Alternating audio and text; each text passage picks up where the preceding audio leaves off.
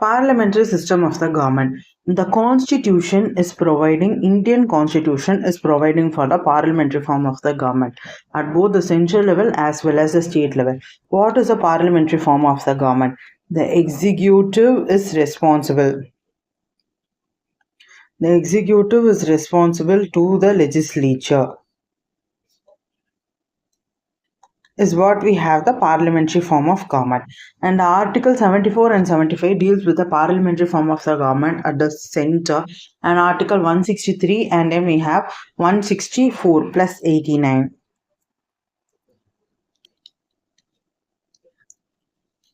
Deals with the state. Executive is responsible to legislature for its policies. We say executive is responsible for its policies and the acts. Now, what is a parliamentary form of the government? In the parliamentary form of the government, articles which are Article 74 and Article 75 relate to the parliamentary form of the government. The most important articles at the central level, and articles at the state level include 163 and 164. India is a parliamentary form of the government. Democratic governments are parliamentary and presidential. If there is a democratic government, it exists between the parliamentary. When there is a democratic government, it exists between the presidential as well as the parliamentary. It is completely presidential, or it is parliamentary, or semi-presidential, semi-parliamentary. The relationship between the executive and the legislature is based on the classifications of democracies as parliamentary and presidential. Both parliament and the presidential is nothing but the relationship. It deals about the relationship between the executive and legislature.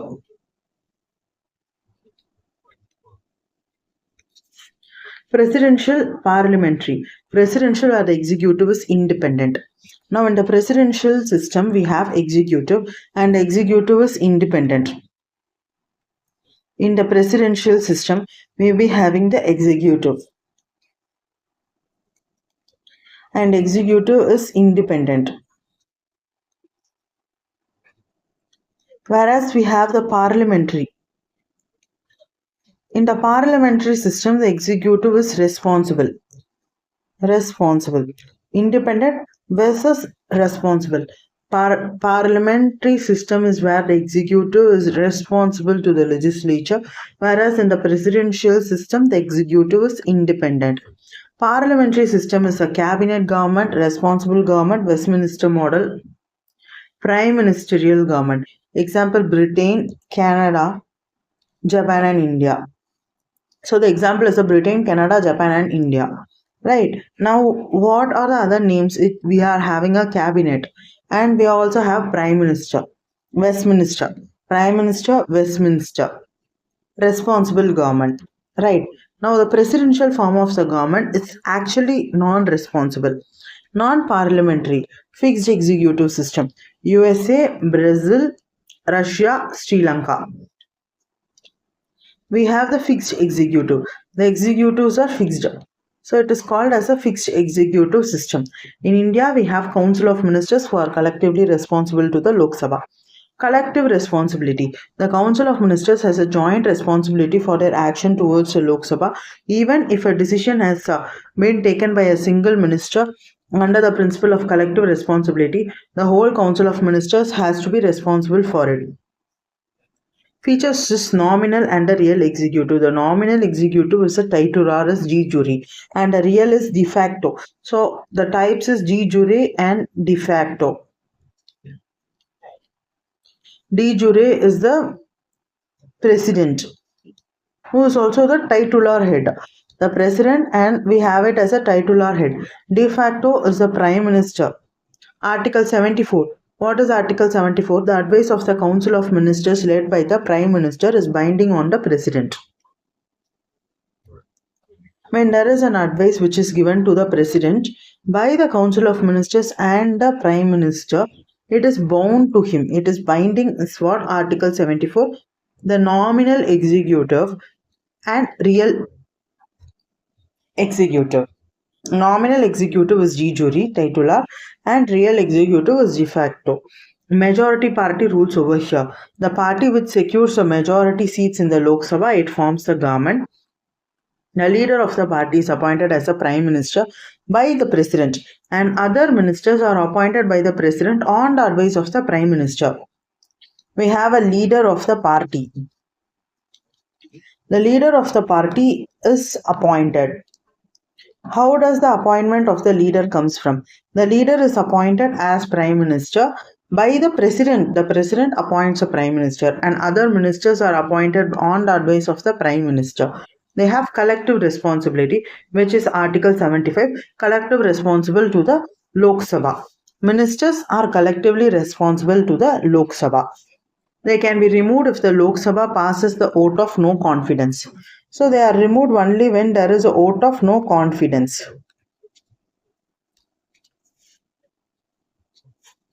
Political homogeneity is maintained over here.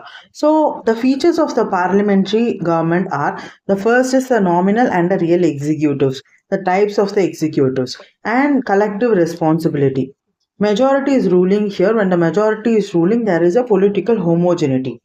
Political homogeneity is with respect to the Council of Ministers who usually belong to the same political party. In case of coalition, the ministers are bound by consensus. Dual membership is both the executive as well as the legislature.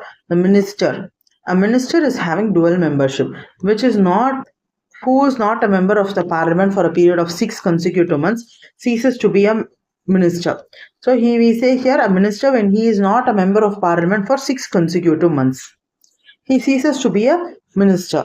Now again when we are revising, the first one is related to an executive type, nominal and real executive. They are having a collective responsibility. When there is a majority rule, we have political homogeneity with respect to the Council of Ministers, double membership for the minister, and leadership of the Prime Minister. The Prime Minister plays the role of leader. He plays a leadership role in the system of the government and a leader of the Council of Ministers. He is the leader of the Council of Ministers and leader of the Parliament, in fact, and the leader of party in power. So, what all he is a leader? He is a leader of the Parliament and leader of even the Council of Ministers. He is having a leadership in the government itself and a leader of the party in power. Dissolution of the lower house. The lower house or the Lok Sabha is dissolved before its period is ended. This is possible on the recommendation of the prime minister is resolving to the president. Recommending to the president. The executive enjoys a right to the legislature dissolved in a parliament. So here we have the executive. The executive is having a right to get the legislature. The legislature is being dissolved. The executive is having a right to get a legislature which is dissolved in the parliamentary system.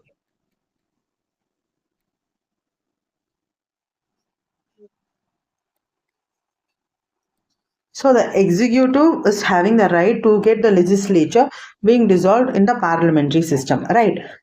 And we have secrecy. Secrecy in the sense the ministers operate in the principle of secrecy of procedure. The ministers take a oath of secrecy before entering the office administered by the president. The oath is administered by the president. They cannot divulge information about their proceedings, their policies, and their decisions. Right now, the oath of secrecy, dissolution of Lok Sabha. Who can dissolve the Lok Sabha? President on the advice of Prime Minister. After that, what all we have? Leadership of Prime Minister, right? So, Prime Minister and his leadership. Prime Minister, leadership, right? Leadership of the Prime Minister. Double membership. Now we have to remember everything, right? From first when we begin it, the nominal and the real executives. Nominal and real executives. When there are two types of executives, we say there is going to be collective responsibility.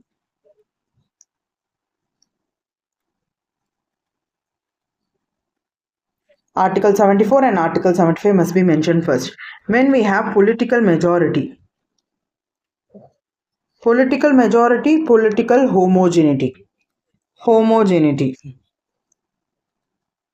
right? Then the fifth point is with respect to the leadership of the Prime Minister. The Prime Minister is having the leadership, so he can dissolve. And the oath of secrecy. We have mentioned another point, which is double membership of the ministers. Double membership of the ministers. Right. The first one is two executives and collective responsibility. We are having two different types of the executives, and there is a collective responsibility over here. And there is political majority and political homogeneity with respect to the Council of Ministers. So we say double membership of the Council of Ministers. Prime Minister is having the leadership and he can dissolve the Lok Sabha, the oath of secretary to the Council of Ministers. We need to remember those titles. What are the features of American presidential government? Right. The American presidential government, president is both the head of the state and the head of the government. In India, president is the head of the state and the head of the government is the prime minister. Head of the state and head of the government. President is having an elected by an electoral college and it is for a tenure of 4 years and cannot be remembered by the Congress except by impeachment. US Parliament is known as the Congress. So they cannot be removed by the Congress except by an impeachment. We say that the American president is both the head of the state. Head of the state, and we say that the head of government. So the head of the state and then the head of the government. Right. American president is both the head of the state as well as the head of the government. President is elected by an electoral college. He is having an electoral college and a tenure and a fixed tenure of 4 years. He cannot be removed by the Congress except by impeachment. He cannot be removed by the Congress. Congress can't remove them except by the process of impeachment. So Congress cannot remove them except by the process of impeachment. The kitchen cabinet is an advisory body. It consists of the non-elected departmental secretaries. Kitchen cabinet is for advising the president. Right. The president and his secretaries. Cabinet is actually the ministers. Ministers are executive. The executive control here is with the president in case of American presidential government. Therefore, kitchen cabinet, we are using it as an advisory body, non-elected. They are not elected secretaries.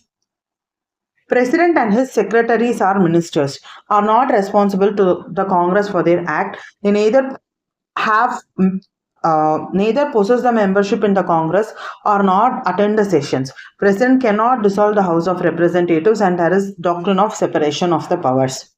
Right. Now, what are they mentioning over here? Instead of ministers, they mention the ministers as secretaries. So, we have kitchen cabinet. It is an advisory body and it consists of non-elected departmental secretaries. Secretaries are nothing but the ministers. They are responsible.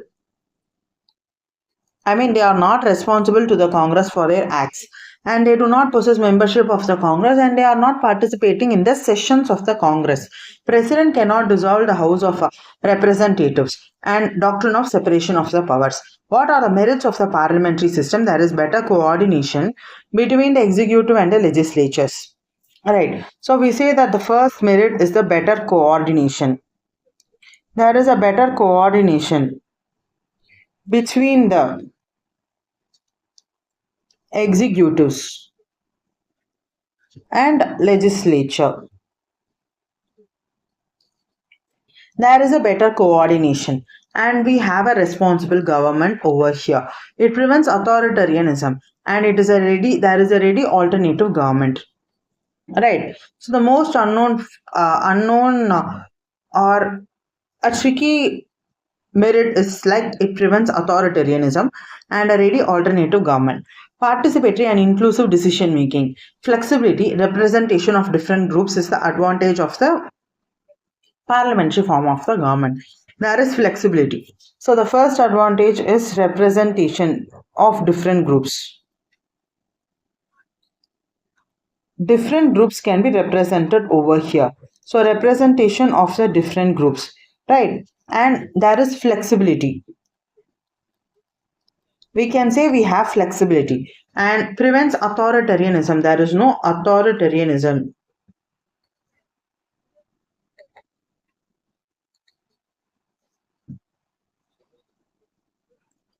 And there is a ready alternative government in the form of opposition parties. Now, what are the demerits of the parliamentary system? It is an unstable government. There is no stability and no continuity in the policies. Dictatorship of the cabinet. It is against the separation of the powers. Cabinet acts as a leader of the legislature as well as the executive. Government by amateurs. No decentralization. Failure to make quick decisions. We can say that there is a failure to make quick decisions. We cannot be able to make quick decisions, and there is no decentralization. It is an unstable government because there is no, it is an unstable government because of no confidence motion, and the ministers are responsible for the parliament, right? Especially Lok Sabha, and they can be removed. Therefore, it is called unstable government and no continuity in the policy when the government changes. Dictatorship of the cabinet because the cabinet is going to act as the leader of the legislature as well as the executive. It is against the separation of the powers. Government by amateurs. No decentralization. Failure to make quick decisions. What is the comparison of the parliamentary and presidential systems? Parliamentary system is having certain features. Dual polity. Right. Dual executive. Sorry, not dual polity, dual executive.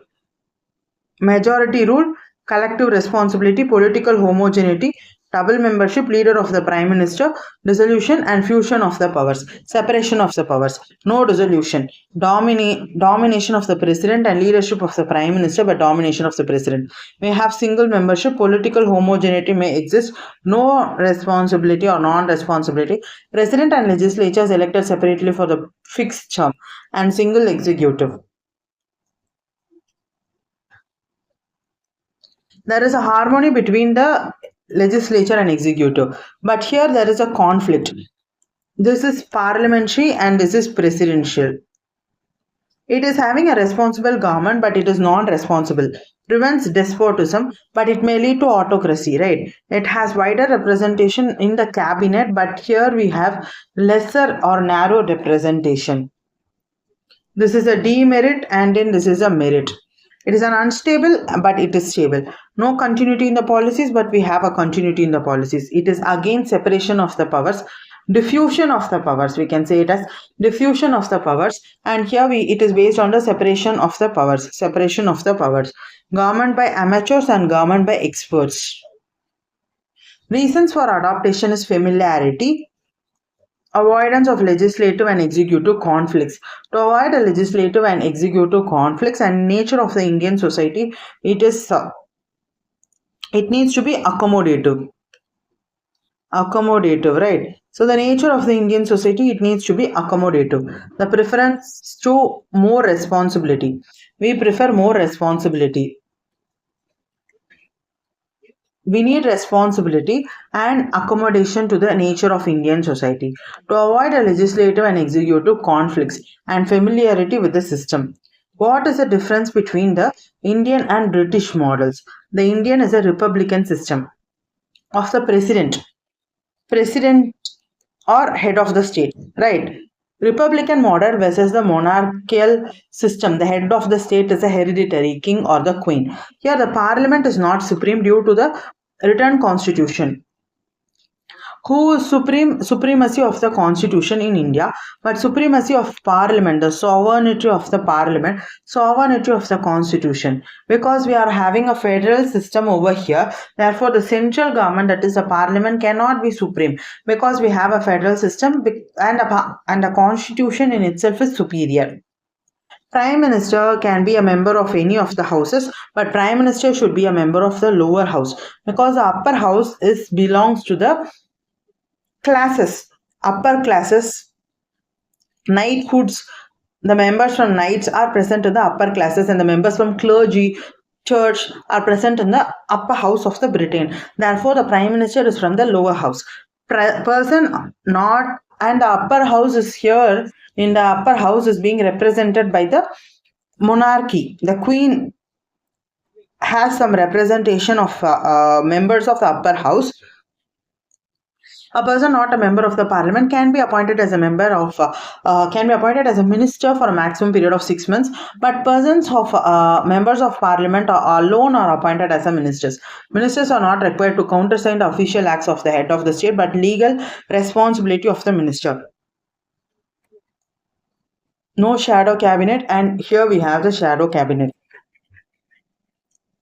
Once again, a quick revision, like the republican system is present in the Indian model, where the head of the state, that is the president, is elected. But in the British model, the head of the state, that is the king or the queen, they are having a hereditary post, monarchical system. Parliament is not supreme due to written constitution, plus we have a federal system.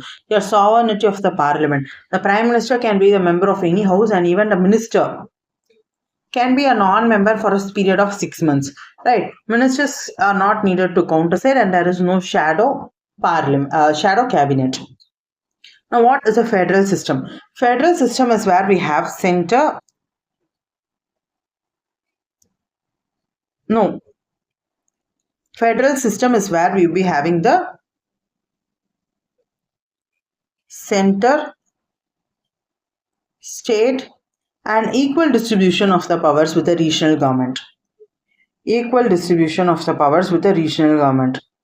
Whereas equal distribution, or more likely the state is having the more powers, the regional governments are having more powers.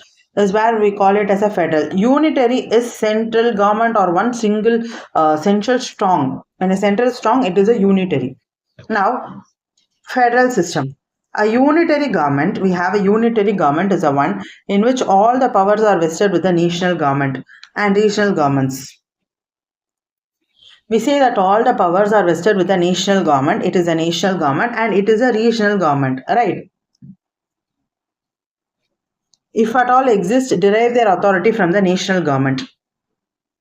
The regional government is deriving its powers in the national government. All the powers are existing with the national government, and the regional government are deriving its power from the national government. All powers with national or central government. And then we have the regional government derive. The regional government is deriving their powers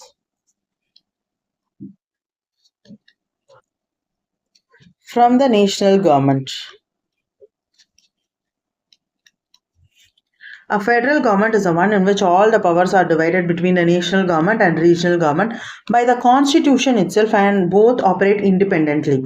Federal government, on the other hand, we say that the powers are divided between division of the powers between the national government and then the regional government by the constitution itself. Here the authority is given to the regional government by the national government and operate independently. Unitary government is where all the powers are vested with the national government. If the regional government exists, then they derive the power or authority from the regional government. Example: Britain, France, Japan, China, Italy, Belgium, Norway, Sweden. So Britain, Japan, China can be the examples. Single government, right? The constitution may be written in case of the Japan or unwritten in case of British.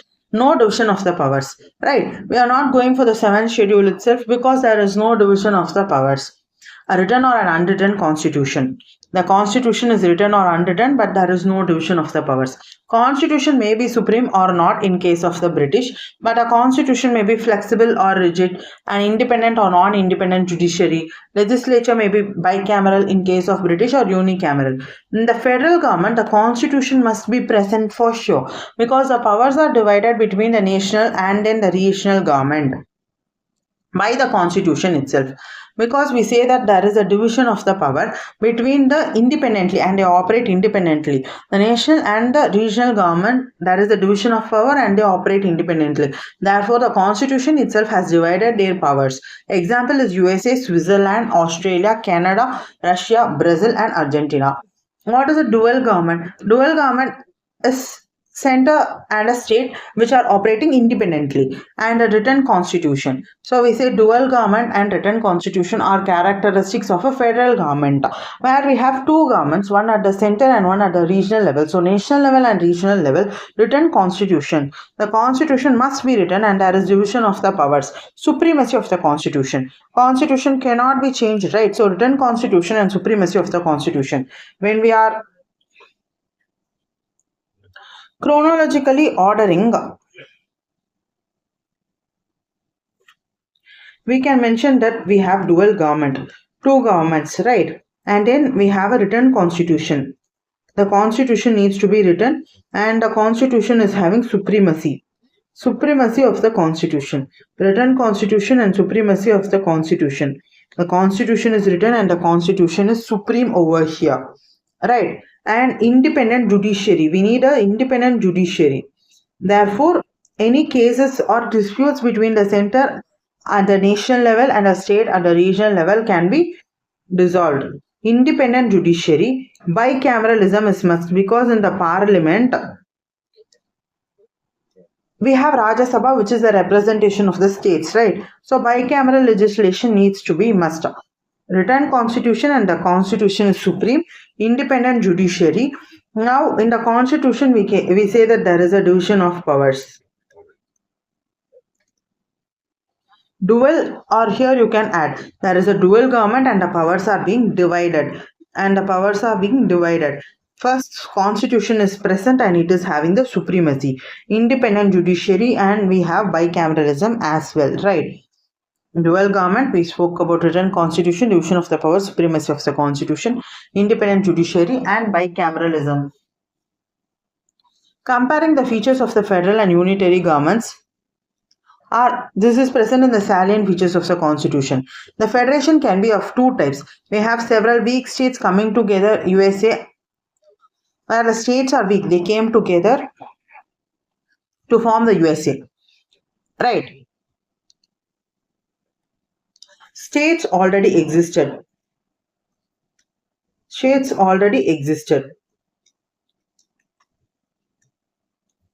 These states came together to form a united center.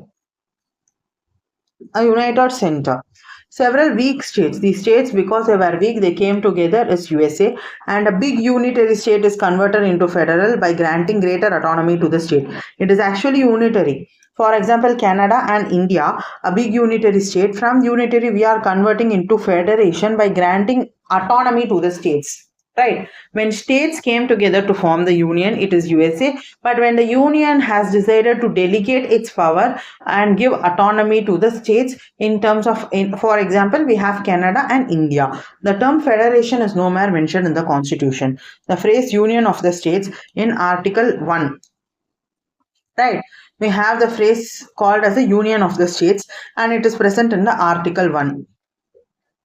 Is preferred over the federation of the states, as it is formed by the way of disintegration and the states have no right to secede from the federation. Because of the disintegration of the center, we have the states, and states are having no right to secede from the federation.